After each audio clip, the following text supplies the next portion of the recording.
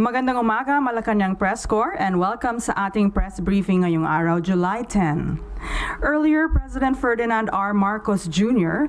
led the signing ceremony of the 2024 Department of Justice National Prosecution Service, or DOJ-NPS, rules on preliminary investigations and inquest proceedings. These rules give authority to the DOJ in promulgating preliminary investigations. The rules set by the DOJ-NPS aim to uphold due process, fair and efficient administration of justice in the Philippines. We are joined here today by DOJ Undersecretaries Raul Vasquez and Undersecretary Jesse Andres to further discuss details about this topic. Good morning, Undersecretaries. Good morning. Good morning. Go ahead. Daphne. Yeah. Good morning. The event this morning is truly momentous and historic because it virtually changes the landscape of criminal investigation and prosecution of crimes in the Philippines. Before, the preliminary investigation rules were lodged in Rule 112 of the Rules of Court. But following a long line of decisions of the Supreme Court declaring that preliminary investigation is purely an executive function and inquisitorial in character, these rules were now transferred to the Department of Justice as the executive branch. And we are truly grateful to the cooperation and collaboration between the Supreme Court and the Executive Department through the Department of Justice that allowed this particular change in the administration of justice. If I may say, the collaboration is not a first actually between the Supreme Court and the Executive Department. We have this Justice Sector Coordinating Council, which is a collaborative effort of the three major actors in the criminal administration of justice. And this would be the Supreme Court as the lead convener, the DOJ and the DILG as co-conveners. And this would transcend the all pillars of the criminal justice system: prosecution, law enforcement, judiciary, the corrections, and the community. We already have 14 such special justice zones that actually pilot the effective, fast and efficient administration of justice and the collaboration of all these actors to ensure that cases would be handled properly and that no miscarriage of justice would be seen in those areas. The grand vision is to have this matter as the norm in the entire Philippines. So this is a new page, ladies and gentlemen, in the administration of justice, the preliminary investigation. And this actually is just the first step towards greater reforms in the administration of justice, because the DOJ envisions the issuance later on of a DOJ rules of procedure on criminal investigation and procedure and prosecution that will mimic the same role as the rules of court does in judicial proceedings. DC-20, which is the first major reform that the DOJ issued, institutionalized two major anchors in the reform system on the administration of justice. One, the requirement that the prosecution and the law enforcement should cooperate, coordinate, and assist each other in the case build-up.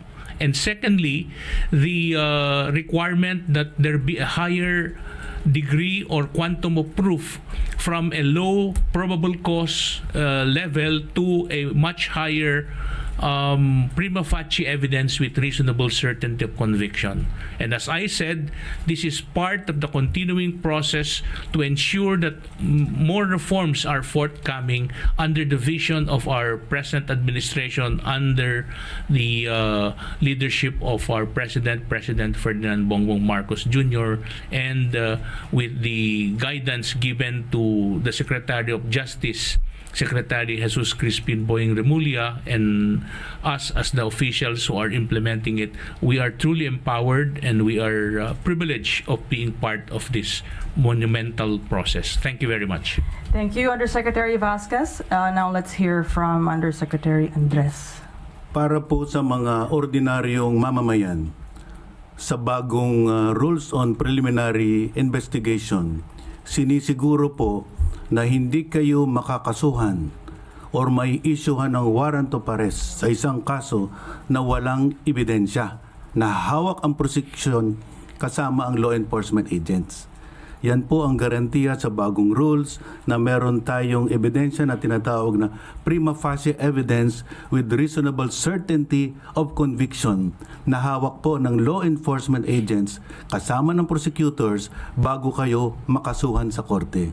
Yan po ang pinaka-importanting pagbabago na nakasaad dito sa ating rules of procedure. At pangalawa po, itong pagsanib puwersa ng prosecution kasama ng mga kapulisan na kumalap ng sapat na ebidensya at mag-develop ng solid cases bago po kayo mademanda sa korte o ma-issuehan ng warrant of arrest. So yan po ay para sa proteksyon ng ordinaryong mamamayan. Thank you, Undersecretary Andres. Let's open the floor to questions. For this part, let's focus on the actual updates from today from the DOJ NPS, and then we'll move on to other topics later on. Ulat Bayan, Radyo Pilipinas. Good morning, USEX. President Marcos earlier mentioned that this is 9 years in the making, and now that it was signed, how soon can we see the effect po? Yung binabanggit nyo kanina, mababawasan yung volume ng mga kaso na makakakyat sa korte, and then yung speed, sir. Yeah. Meron akong statistics. If I may answer that, even now, we already have statistics showing that the case build-up mechanism is very effective. In fact, in the last period that we have measured, in the last year, where we have initially started this case build-up mechanism and imposed the higher threshold of evidence gathering, we already have a 93% conviction rate for all those cases that were subjected to case build-up in a 1 year period. Now that we have institutionalized these new rules on preliminary investigation, we expect the figure to be even higher, because we will never file a case where we do not have sufficient evidence to begin with. So it has to start with the completeness of the evidence at the start of the trial and not during the course of the trial. That is the big change that we have effected under these new rules. And to put in context, the new rules on preliminary investigation are not really the ones that started the process of case build-up. We have the Department Circular 20 that was issued last year, March 31, 2023, that institutionalized these two main pillars: the case build-up and the higher degree of proof in the filing of cases, to ensure that no frivolous or harassment cases be filed and no weaponization of penal laws be allowed. And that, more importantly, apart from making sure that there be a greater degree or possibility of conviction of those wrongdoers, the main and the greater purpose actually is to ensure that the innocent should not be unduly charged or incarcerated. And that's the idea of trying to ensure that no miscarriage of justice will be done under our watch. So it's actually DC-20. That was the statistics mentioned by Yusek Jesse pertain to DC-20, which are case-specific. What do I mean by that? DC-20 on case build-up and the higher degree of proof until the new issuance of the preliminary investigation rules. This would just apply to heinous crimes, drugs cases, terrorism financing, capital offenses, and so on and so forth. They are not applied across the board. But the new PI rules would now apply the second requirement, which is the higher degree of proof for filing of cases across the universe of all penal laws. Sir, just quick follow-up on that. Yung binabagit po kasi yung mga trial ready at yung talaga may mga evidence lang po yung mayakit natin sa korte. So sir, meron po ba tayong figures like how much volume po ng mga hindi trial ready yung mababawas po sa atin? We also have that particular statistics. For the last year, there were around 30,000 cases that were filed, and 7,000 of these cases were dismissed, meaning they were not elevated to the court trial because the prosecution did not have sufficient evidence. So you can imagine 7,000 cases that supposedly should be filed in court were no longer part of the court dockets because the lack of evidence was apparent at that point in time. Yeah, and let me just clarify, there's no such thing as dismissal of cases anymore on the preliminary investigation level. Because of the case build-up, what happens is that the prosecutor should help the law enforcement. That's the essence of the executive inquisitorial character of preliminary investigation. To ensure that only cases, as mentioned by Yusek Jesse, only cases with the needed evidence, testimonial, real evidence, collaborative witnesses, etc., are already at hand before the filing. And if there would be lacking documents, these cases are not dismissed. These are referred back to the law enforcement agency or to the complainant for the production or for the submission of additional pieces of evidence to ensure that they have a greater chance of being filed. Let me just emphasize, there are only two ways by which cases are ended, criminal cases are ended. And that's the end of it. Number one, if the crimes have prescribed, and number two, if there was double jeopardy already, meaning to say that there was a trial in court and that there was a finding of either guilt or innocence, as the case may be. So that's the beauty of a case build-up. And the case build-up is under the leadership of the prosecutor. They are the ones that take the lead. And thankfully, because we have a division in the Department of Justice that goes around and conducts regular trainings. This is the Special Projects Division of the DOJ. Many lecture and conventions and symposia have been conducted by them all over the country with prosecutors and law enforcement as the audience. And when I say law enforcement, it's not only the PNP but also the NBI and the Bureau of Customs and the like. So the matter is such a whole government approach. Lastly na lang, sir, from my end, how important it is that the Supreme Court recognize the authority of the DOJ to promulgate its own rules on preliminary investigation, and what does that say about the judicial system here in the Philippines? It works. It works, and it's being refined as we speak. And in fact, even these rules, these are not written on stone, ladies and gentlemen. These are subject to refinements as we move forward and as we see and as we deem fit. This could be amended or further revisited in order to ensure that there be a faster, more efficient, and more effective administration of justice. The mantra in the Department of Justice is real justice in real time. So we are trying our darnest best to ensure na wala na talagang inosenteng makukulong or makakasuhan, at yung mga may pagkakasala kung sino man sila ay hahabulin ng ating pamahalaan. I just like to add to that. Ano po ba ang nakalagay dito sa rules na tumutulong dyan sa real justice in real time?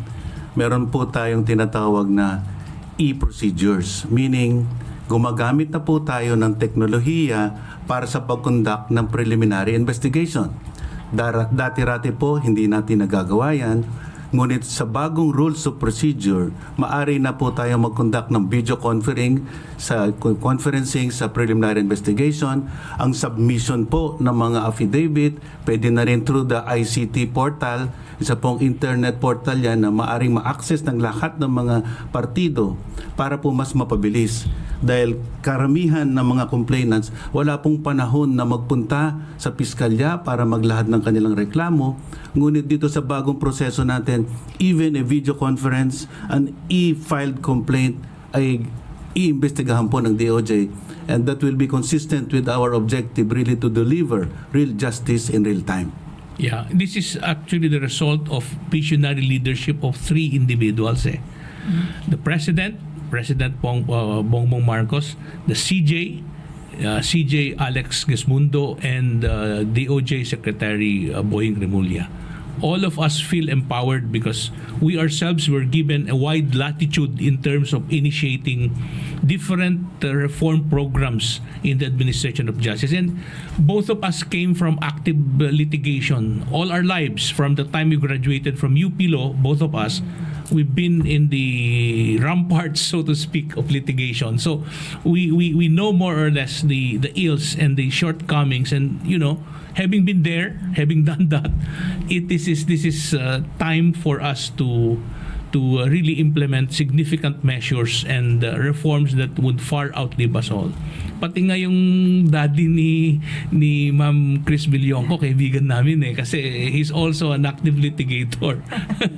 Si Gion Reyna, si Opap Villonco. Okay. All right. Question from Ivan Mayrina. Undersecretaries, magandang tanghali po sa inyo. From a layman, nakikita ko kung paano nito mababawasan ang clogging sa mga korte dahil mababawasan in the first place ang mga umaakyat doon. Pero hindi ho kaya lumipat ang clogging sa prosecutor level? Tama. Because it will be much difficult to elevate cases to courts. So doon sila magtatagal. Hindi naman, Ivan. Actually, yan ang unang tanong at unang objection o opposition ng ating mga prosecutors. But I tell you this, isa pa kasing level kasi yan ng pagpa-file ngayon, may tinatawag kaming evaluation stage na hindi pa siya nadadakit. Ito doon titignan ngayon pagkasampa mo ng kaso, hindi pa tinatanggap yan ng fiscal. Wala pang docket. Kasi yan ang pagkakataon at stage ng proceedings na titignan ngayon ng assisting prosecutor, not investigating assisting prosecutor, kung meron bang sapat na ebidensya. Kung walang sapat na ebidensya, sasabihin niya doon sa law enforcement agency or sa complainant na, Sir, Ma'am, kailangan po nyo ng additional na ebidensya dito, may witness, etc. At kung kakailanganin, tumulong sila sa pagpagagawa ng mga affidavits. Hindi na, wala na po yung divide, yung unseen wall, impenetrable wall before, because of that false notion na ang preliminary investigation was a quasi-judicial function. With the Supreme Court declaring time and again in many cases na ito ay purely executive in character and inquisitorial even. You know what the Inquisition is, how it was done during the Middle Ages, di ba? The matter is now one where evidence would be presented and the other party, the respondent, under the mantle of our Constitution is granted due process by being given all the chance to traverse the charges and the pieces of evidence. But tama ka dyan, Ivan, na lumaki ang trabaho ng prosecutor. Pero we have to put a stop. Kumbaga, kailangan natin ihinto yung gripo sa start para it would cut across the 5 pillars. Sa law enforcement, dati-dati kasi file ng file. Kung hindi mo titigilan yan, talagang malulunod. At nalunod nga ang ating wheels of justice at that time, yung administration of justice natin. And this time, we have to put a stop to where the problem arose, which was the undue filing of hasty, frivolous cases, harassment suits, and the like. So only quality cases, that's our dream. Only quality cases supported by sufficient evidence would be allowed to proceed to court and to be later on litigated. And that would result to exponential benefits because true, mas malaki yung pag-assess mo pa lang. Pero since konti lang yan, liliit ngayon yung actual na docket sa prosecutor. At konti din lang ang akyat sa korte. At since korte yan, only good cases that are supported by evidence would be heard by the courts, and naturally, ang effect niyan is konti din lang ang pupunta ngayon sa mga prison system natin, and that would actually add up to the efforts to decongest our jails. Apart from the other reforms and efforts to do the decongestion ng jails. And what would be the effect of that kung konti lang yung mga kasong ganyan? Better communities, safer communities. Just to be clear also on that point, we are only filing trial-ready cases. So it doesn't mean that we have neglected to do the case build-up on the weak cases. We will continue to do the case build-up on the weak cases, but we will file trial-ready cases because it is pointless for you to file a case where you have no evidence ready to present to the court. You're also wasting the resources of the judiciary. And in fact, we have a circular also that mandates the prosecutors to review their weak cases that they're handling, and they will have to cause the withdrawal of these cases to neglect the courts. So that is a full effort on the part of the DOJ to be more rational in deploying its resources. And of course, we need more prosecutors to do this job. Yeah. But I have to put in context lang yun, no? yung automatic dismissal of weak cases, yung walang ebidensya, of those pending cases, those are right now applicable only to first level courts, municipal trial courts, metropolitan trial courts. Ang dream ng both the judicial ng Supreme Court at ang DOJ is to use that as well sa second level courts. Problema sa second level courts, nandyan mga heinous crimes andyan mga serious cases, at we are very careful in not giving too much discretion upon the prosecutors and the judges in the automatic dismissal, lest there may be a miscarriage at that level. Kaya kumbaga calibrated, tempered yung moves para lang tignan. Actually, I was going to that point, Yusek, because with these new rules, hindi ba natin binibigyan ng mas malaking discretion ang piskal, and therefore baka mas magkaroon ng abuso. Potential or abuse. possibility for abuse of discretion. Yeah. Alam mo, isa pang, well, it's not a joke na sinasabi namin sa kanila na sila ay Spider-Man. With greater power comes greater responsibility. We have also institutionalized the Prosecution Integrity Board. Again, this Prosecution Integrity Board is actually a nod towards the efforts of the judiciary under the Judicial Integrity Board need nila. And this means that the Prosecution Integrity Board is the watchdog in the manner, the timeliness, and the potential of abuses that may be performed by the prosecutors in the exercise of their rightly. Who will compose the board, sir? Members. Us. Yeah, us. Yeah, Oh. Undersecretary. And that's also under the guidance of the Secretary through the the guidance of the Secretary of Justice Boying Remulla under the actual supervision of assigned undersecretaries. Kasama po kasi sa proseso bago mag-file ng kaso sa korte ang isang sertifikasyon na pipirmahan ng prosecutor na ayon sa kanyang evaluation, kumpleto na ang ebidensya. At kapag mali ang sertifikasyon niya, walang ebidensya, pinahil niya, he will be held accountable under the Prosecution Integrity Board. So, pag-iisipan niya yon kasi requirement po ang isang certification na hawak na niya lahat ng ebidensya para wala pong harassment cases. Oh, ito Ivan, ebidensya yan. Sinabi ni Yusek Jassy kanina na 93% yung conviction rate at 7,000 ang na-dismiss. Ni isa, walang nag-complain. Ibig sabihin lamang yan na hindi guilty, kulang. At it's actually part of transparency and accountability na if you are truthful and honest to the complainant, kahit umiiyak yan or masama ang loob niya, kung sabi mo hindi mo naman pinapabayaan bagkos tinutulungan mo, sabi mo ganitong gagawin, ganyan gagawin ng prosecutor. So ang una yung tanong nila noon, mas malaking problema namin, mas malaking burden. Yung pangalang tanong nila, baka potaktihin kami ng kaso, hindi nakasuhan. Sabi nga nila, baka makasuhan kami sa ombudsman, baka masawang kami sa administratibo sa IAS pa dati yan, yung Internal Affairs section, or makasuhan kami ng criminal for dereliction of duty, ombudsman, etc. Ang assurance lang namin noon through Secretary Boying, We will be behind you. If you perform your job, we will be with you every step of the way. Thankfully, and I think that's the norm moving forward, walang nakasuhan ni isa. Panghuli na lang po mula sa akin. Naiisip ko kung paano ito posibleng samantalahin ng defense lawyers naman. Because tinaas natin yung quantum of evidence, hindi ko kaya sa prosecutor level pa lang, doon na sila babanat ng babanat para hindi na.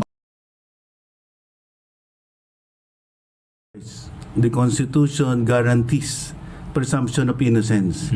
And without evidence at hand, you cannot charge a person and possibly deprive him of liberty. So it is a constitutional guarantee that the evidence should come before the trial. Because in consequence kasi ng trial, you will be issued a warrant of arrest and possibly deprive you of liberty. And we have noted that even for bailable offenses, our poor citizens are in jail because they cannot post bail higher than 10,000. And that is another reform that we have institutionalized, the reduced bail for Rationalization. indigent accused. You are allowed to post bail a maximum rather of 10,000 pesos because you are not yet convicted. You enjoy the presumption of innocence. That's why in the course of trial, there's no reason to incarcerate you. That's why we have also addressed the matter of bail by reducing the bail for indigent accused. Yeah, former President Laurel, back in history, no, a little bit of Philippine history, he was the one who said na it's better to let go of 1,000 guilty than to incarcerate one innocent. So, yan din ang mantra namin. Kaya nga real justice and real time. At madagdagan ko lang yung bail reform na binanggit ni Yusek Jesse. Meron pang ang sitwasyon na wala kang babayaran, hindi 10,000 eh. Batas yan, recognizance law. Yan ay kung bibigyan merong isang tao, either lawyer or citizen of sufficient standing, social and reputable standing in the community, who will guarantee that person accused would be presented in court when required. Zero ang babayaran mo dun.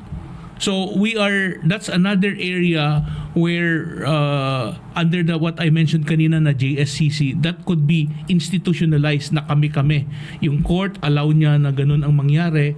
Kasi maraming mga kaso na pending yung kaso, hindi makapag-bail, or pending yung kaso na desisyonan na probationable, ibig sabihin 6 years or less ang penalty niya, pero hindi ma-release dahil wala yung requirement sa batas na tinatawag nilang pre-probation report dahil sa kakulangan ng mga probation officers. So we are trying to do that through the probation and parole and probation administration na gumagawa ng paraan na nagpapatulong kami sa IBP, sa mga law students, etc., colleges, para magkaroon ng force multiplier, so to speak, para magkaroon ng tsansa na makalabas yung mga tao. Kasi marami ang nakakulong na either tapos na yung sentensya nila nandun pa. Di ba? Yan ang pinakagrabeng miscarriage of justice. No one of us would want to be inside the jail a minute longer. Okay. Any other questions regarding this topic? We're ready to move on to the next. Same topic. Oh, go ahead. Melvin Gascon. Hello. Good morning. Good afternoon na pala. Sir, follow up ko lang doon sa issue on possible miscarriage of justice. Nabanggit nga ni Ivan yung binibigyan natin ng mas malapad na discretion ng mga prosecutors. In cases po na halimbawa, looking back a few years ago, yun pong mga pulis po ang kinakasuhan. Now, ngayon po sa sitwasyon natin, sila din po sa kanilang din po manggagaling ang ebidensya eh. So it will be very easy for them to simply siguro just to sabotage the case. Kung sila mismo ang may kasalanan, they can just sabotage the case by probably walain lang yung isang piraso ng ebidensya. So hindi ho ba magkakaroon ng konting problema doon considering na one single piece of evidence missing would probably not lead to the filing of a case. If I may Yes, please. answer that. I'll add up na lang. Well, police officers are also citizens of the country who enjoy the constitutional guarantees on due process. So whenever there are instances where police officers are involved in a crime, there is also a mechanism, the audit system within the Philippine National Police, the IAS, Internal Affairs, where they conduct an independent investigation not involving the particular police officers involved. And there is such a mechanism, and in fact, I am pleased to inform that 200 police officers have been dismissed due to serious offenses, and another 180 have been demoted due to this process of investigation where they have committed infractions. So there is a working accountability mechanism, and this is still guaranteed by the Constitution even to police officers. And I do not see any reason this will happen in an unjust manner, because the prosecutors now are heavily involved in the investigation of the case at its inception. Unlike before, that we just wait for the submissions of the law enforcement agents, now we are involved from the very beginning of the investigation. The prosecutors are there as a way to assure the effective and the fair collection of evidence. Yeah, just to add, no, there's a possibility yung sinasabi mo kanina, Melvin, no? But that possibility is lessened to a great degree by the case build-up. Bakit? Kasi kung may makita ng prosecutor na kulang na ebidensya or tinagong ebidensya, they can ask other law enforcement investigative bodies to do a parallel investigation. The NBI is there.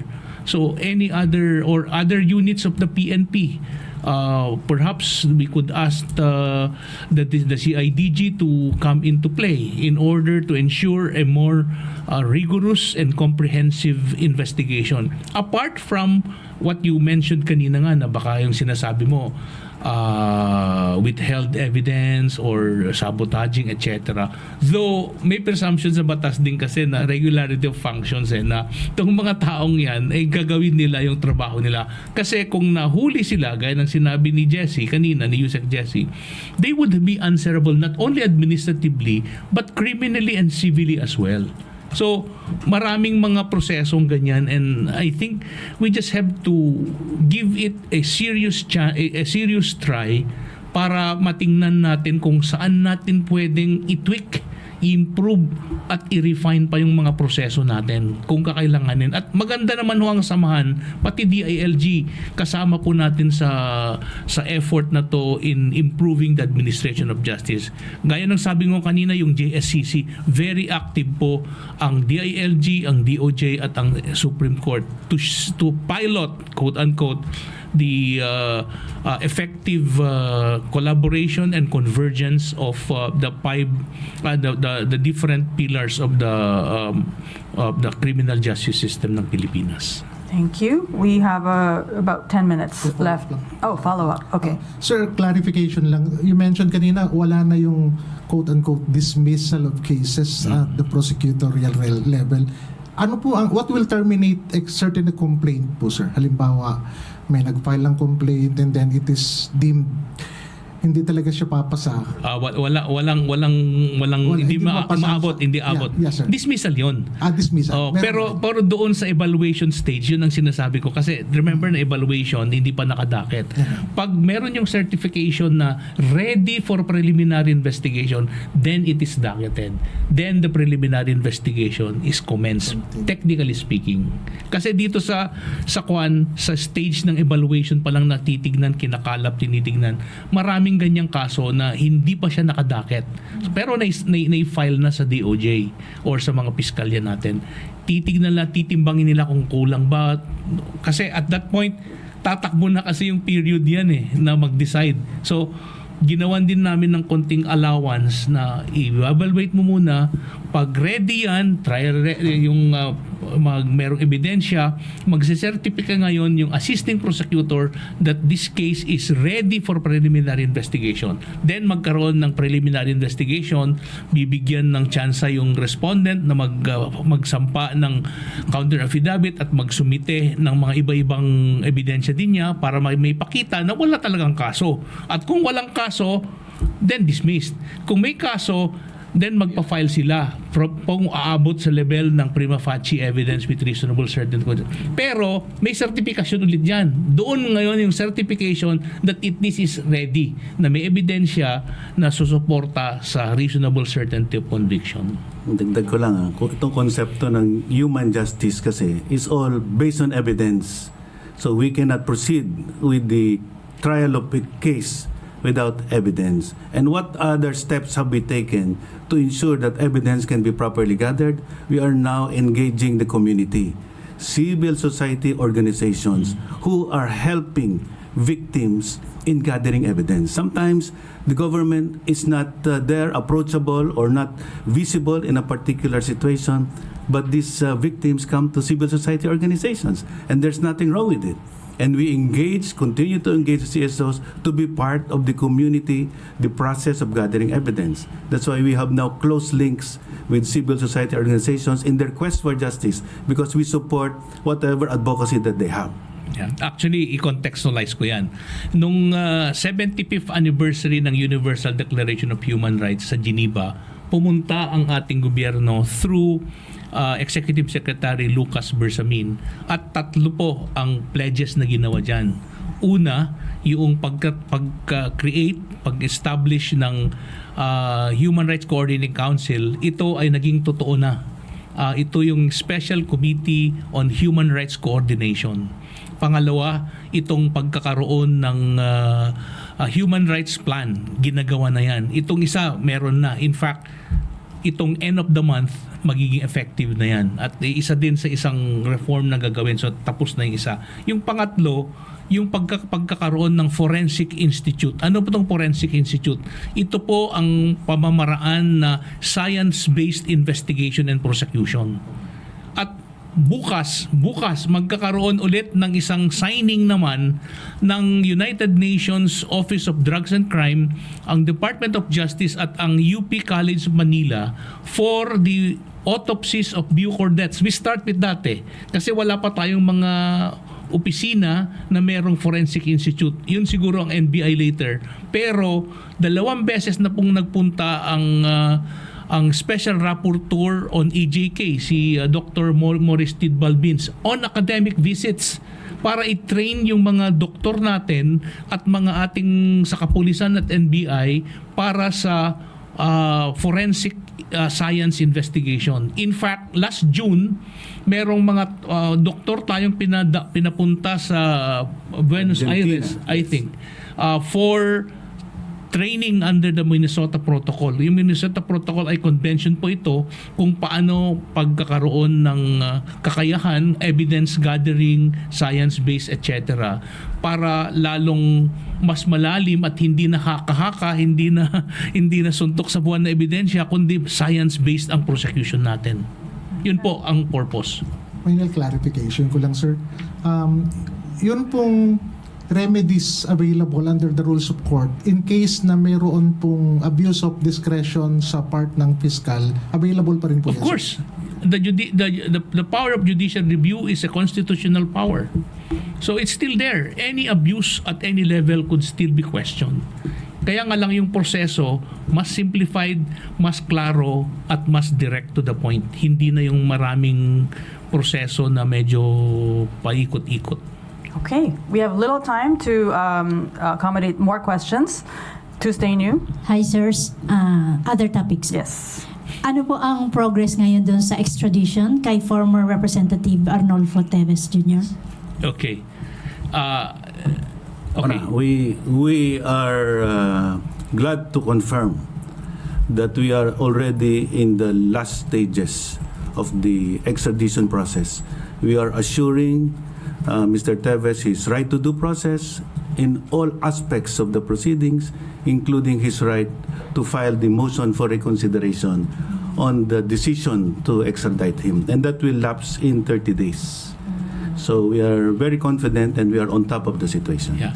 Proseso ng Timor-Leste yan, ha, kasi doon ang nangyayari.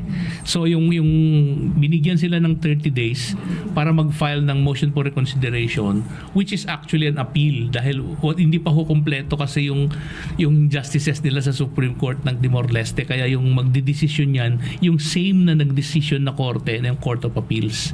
So pag nakapag-file sila, they have 30 days. Yung Prosecutor General naman ng Timor-Leste ay may pagkakataon din na sumagot at doon magkakaroon na ng desisyon. Ang ating gobyerno naman ay naghahanda para sa pagpapabalik sa dating Congressman Arnie Teves, kasi malakas po ang aming belief, ang paniniwala na since there are no new evidence actually that may be presented dahil naipresenta lahat-lahat 5 ho ang witnesses natin dapat dyan. 2 pa lang narinig ng Timor-Leste Court of Appeals, si Undersecretary Nonoy Catura ng Presidential Human Rights Commission Secretariat at saka si Raul Villanueva ng Court Administrator. Hindi na nila pinagsalita yung 3 pa at nagdesisyon na sila. Kasama na dyan dapat si dating retired Supreme Court Justice Francis Ardilesa, si Bucor Director General Greg Katapang, kasi question nila na baka masaktan siya or papatayin siya while in detention. And then yung pangatlo ay yung chairperson ng Amnesty Commission, si Chair Leia Tanodra Armamento. So yung 3 yun hindi na pinagsalita Okay. Sir, kailan po nag-start yung 30 days niya? I think 2 weeks ago, Thursday. Or nakapag-file na, hindi natin alam. That's their strategy na yan. Normally, kung ikaw ay depensa, buuin mo yun, di ba? Pero kung gusto nila i-advance, wala namang problema din Pero let me just emphasize na kahit na ano man ang mangyari yan sa extradition process na yan, meron pang isang bagay na pwedeng gawin ng Timor-Leste, deportation. Dahil undocumented na siyang dating nakanselado na po yung passport niya So either case, we are confident na babalik siya sooner or later. At sana po, para ho malagyan na po ng tuldok itong issue na yan, kung may kasalanan siya o wala siyang kasalanan, magpunta na lang siya dito at nandyan naman ho yung will of justice natin na gumugulong. Okay. Proof positive ang ating Senator De Lima. Wala namang nangyari. Ivan, Myrina. Panghuli po, ay nagsalita po yung kampo ni Pastor Kibuloy, kino-question yung pag-aalok ng 10 milyong pisong pabuya sa makapagtuturo sa kanyang kinaroroonan, sa kanyang pagkaka-aresto. Bakit daw tumatanggap ng private money ang gobyerno para ipahuli si Pastor? Ano hong tingin ng DOJ dito? Alam mo, mahirap mag-speculate dyan sa bagay na yan at ang nakakaalam lang at makakasagot ng tama at kompleto ay ang ating DILG Secretary Benhur Abalos. But let them clear the air about that. I'll give you a different perspective on that matter. In the 5 pillars of the criminal justice system, community is one important pillar. And those who have knowledge or information about the whereabouts should actually cooperate. And those who stand in the way on the enforcement are actually guilty of obstruction of justice. So let's put it that way. With or without the incentive, the community should really help to give the accused a chance to clear his name in court, where due process will be observed to the hilt, consistent with the constitutional guarantees. Okay. Thank you very much for this briefing. Thank you, Undersecretary Vasquez and Undersecretary Andres, and congratulations on Thank you. Pleasure is ours. Thank you very much. This concludes our press briefing. Thank you, Malacañang Press Corps.